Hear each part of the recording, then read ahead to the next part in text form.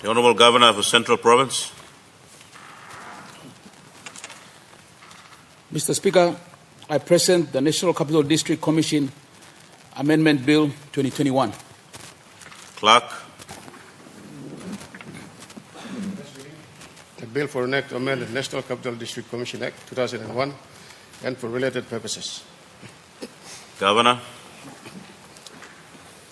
Mr. Speaker, I ask leave of the Parliament to move the second reading forthwith. Is the leave granted? Leave granted. Honourable Governor. Mr. Speaker, I move that the bill be now read a second time. Make your speech. Thank you, Mr. Speaker. Prime Minister Honourable James Marabe, Opposition Leader Honourable Belden Nama, Honourable Ministers, Honourable Governors and Honourable open members of this Honourable House. I am honoured and humbled to bring to you this private member's bill on behalf of my people of Central Province. Mr. Speaker, my private member's bill is about taking a step to correct a wrong. Port Moresby, the capital city of Papua New Guinea, is located in the centre of Central Province. It has been a very controversial issue for a very long time and was further complicated with the passing of the National Capital District Commission Act 2001. The amendments that I am tabling today is to correct part of the National Capital District Act 2001 to safeguard the indigenous people of Central Province, which includes the East and West Hiri, the Koitabu and the Koyari people, who have lived and owned land that Port Moresby and the National Capital District is located on. It is also for the benefit of the residents of Port Moresby, the business community, our visitors, and Papua New Guinea as a whole. Mr. Speaker, I presented a petition on the floor of this Honourable House on behalf of my people of Central Province on the 1st of June 2018, and that was for Parliament to appoint a Parliamentary Select Committee to deal with our issues going back 135 years. On the 14th of August 2018, I presented the same paper at the Governors' Conference in Amending. The Governors unanimously supported the petition. In November 2020,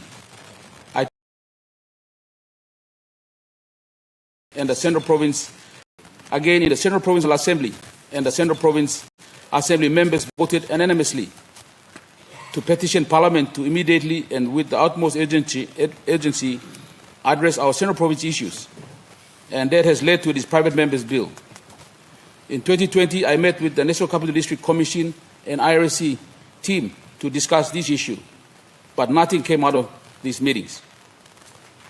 Mr. Speaker, prior to independence, Port Moresby was a town of the then Central District. As the primary town of Central District, it was Central's commercial hub and economic centre. It was an asset to the Capital District, to the Central District.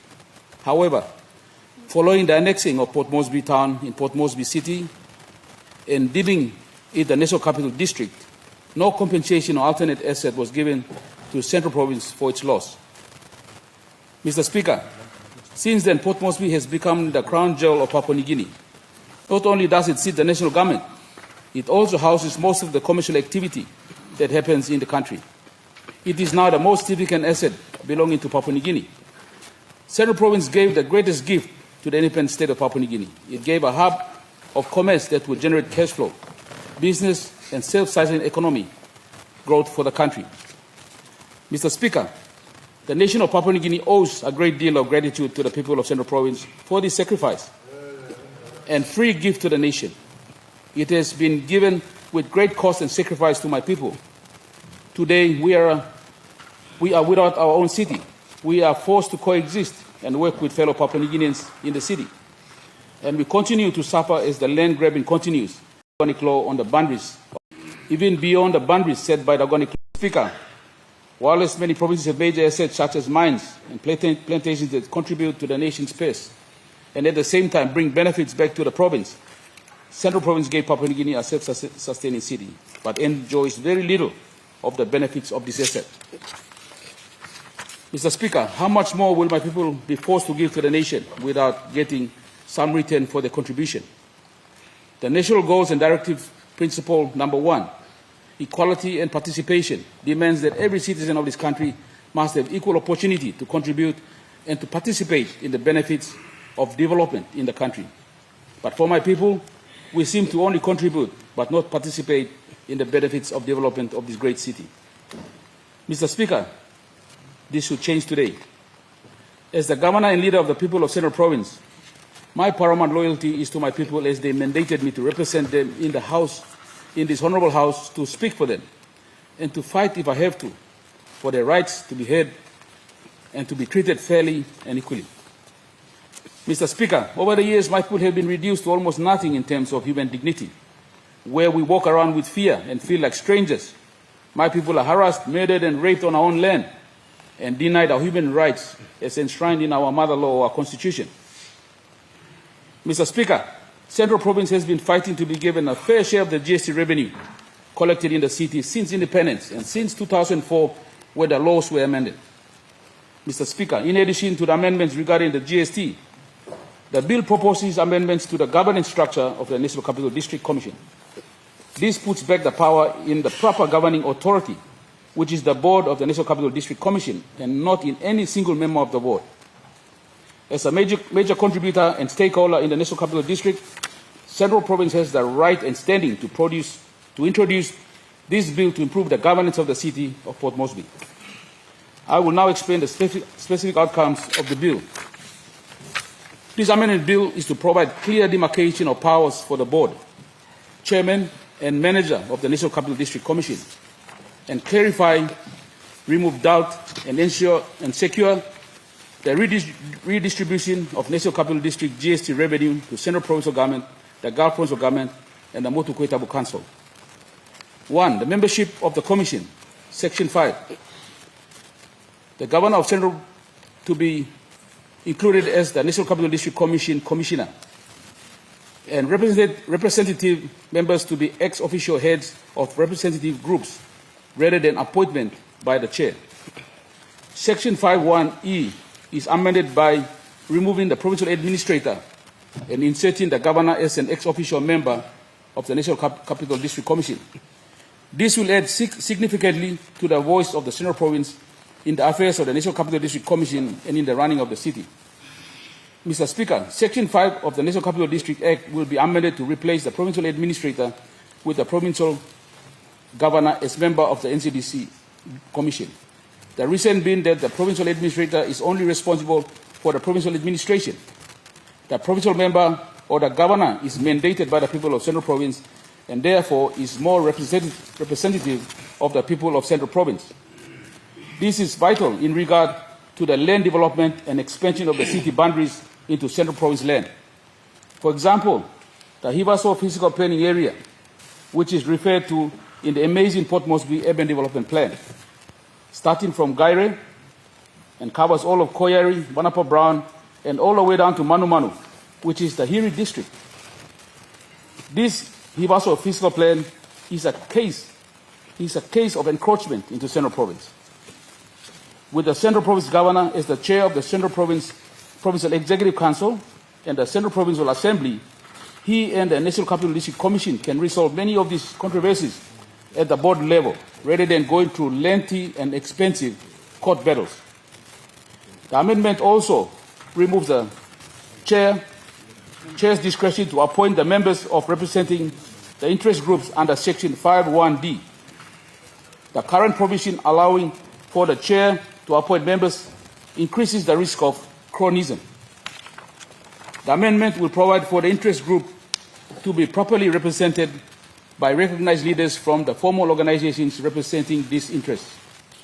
The interests are Women Rep to be represented by the President of the National Council of Women, Youth Rep to be represented by the head of the National Youth Development Authority, Trade Union Rep to be represented by the head of the PNG Trade Union Congress, and Business represented by the head of the Port Moresby Chamber of Commerce and Industry. All of these will be ex-officio members and may be represented by a proxy or delegate. The inclusion of the business committee in place of the settlement representative is appropriate, as the business committee is the lifeblood of the capital city. 2. Chairman and Deputy Chairman. Section 6. The current provision of powers of the chair effectively makes the chair position significantly more important and more powerful than the board and the manager, and is prone to abuse. There is a high risk of lack of accountability and lack of transparency. Some of the powers listed should vest in the board and others should be vested in the city manager, and some should be vested in the board as a whole.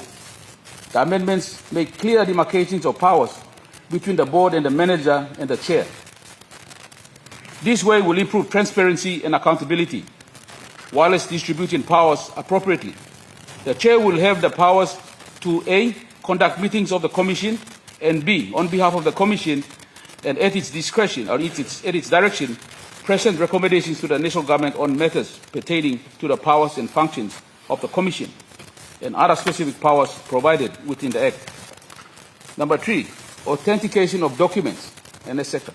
Section 13. This power bestowed on the chairman may be subject of abuse, and therefore the suggested changes should place some guidelines on its use and to ensure it is used responsibly. A document that has been affixed with the seal has not been properly authenticated can be deemed to be invalid. 4. Powers of the Commission, Section 16. The amendment adds the powers to 1. Devise and manage budgets of the Commission and to change the budget. And 2. To investigate any transactions that may be questionable to existing powers of the Commission. 5. Staff, that's Section 20. There should be clear demarcation as to who is in charge with respect to the staff of the Commission. All staff are to be appointed by the manager and not the board. The manager, as the CEO, has control and direction over the staff. The board will approve an organizational structure that is establish portions and terms and conditions for the staff to which the manager will comply when employing staff. Direct influence and control by members of the board will be expressly forbidden. 6. Manager, Section 21. The amendment will clarify that the manager is responsible for the staff of the Commission. It must also be made clear that the manager is responsible to the Commission and to comply with its lawful directions of the board. The manager will not be subject to the direction of the chair alone, as the law currently allows, but to the entire board. The manager's functions and powers are also clarified to accompany its independence. Currently, the law provides no powers to the city manager, except that which is given to him from time to time by the board and more directly by the chairman of NCD. The amendments will specify a number of administrative functions for the city manager so that he can operate under a legislative framework rather than being at the day-to-day direction of the chair. 7. GST revenue redistribution to Central Provincial Government, Gulf Provincial Government, and the Motu Tabu Council. Section 33. Key changes. Section 33 will be repealed and replaced with a new Section 33 that is clear and unambiguous to provide for the redistribution of the GST revenue from National Capital District Commission to Central, Gulf, and MKA. The new Section 33 of the NCDC Act will reinforce Parliament's original intention in the amendments of 2004 and 2008, when it created a redistribution scheme for the GST revenues due to the National Capital District Commission under the Repealed Goods and Service Tax Revenue Distribution Act and the Intergovernmental Relations, Functions and Funding Act 2009. The amendment is to secure the redistribution of the revenue entitlements to the Central Provincial Government, the Gulf Provincial Government, and the Motu Tabu Council. As the creator of the Inland GST Trust, the Parliament is entitled to redistribute the trust property as it sees fit. Section 33(2), the NCDC Act, has not been applied as intended since its enactment for many reasons, including the portions taken by the past IRC Commissioner Generals and the National Capital District Commission. This has led to the purpose of Section 33 of the NCDC Act being completely defeated. Subsection 1 will be amended to provide for the correct references to the payments to be made under the provision. The proper reference to the payments is GST revenue redistribution rather than financial assistance. The reworded subsection 1 will make it mandatory that the GST revenue entitlement due to the National Capital District Commission shall be redistributed according to Section 33. Section 2 provides that the Internal Revenue Commission shall pay amounts directly to Central Provincial Government, Gulf Council Government, and Motor Equitable Council in the prescribed portions. Subsection 3 removes uncertainty as to the source of money to be utilized to fulfill the redistribution obligation. The source is clearly the Inland GST Trust account for the National Capital District. The new subsection 3 is for the avoidance of doubt. This will be administered by the Commissioner General of the Internal Revenue Commission. Conclusion. Mr. Speaker, with the above remarks, I now commend the bill to this Honourable House. Thank you, Mr. Speaker.